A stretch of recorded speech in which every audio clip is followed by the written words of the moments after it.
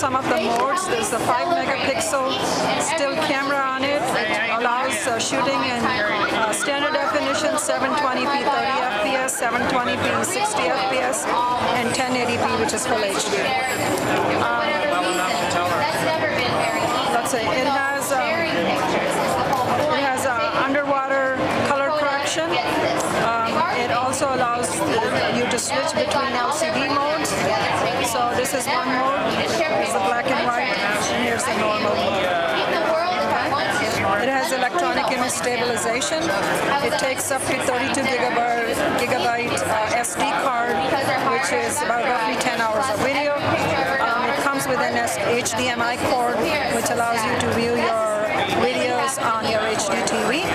And the software that comes with it has one button upload to YouTube, Twitter, and Facebook. This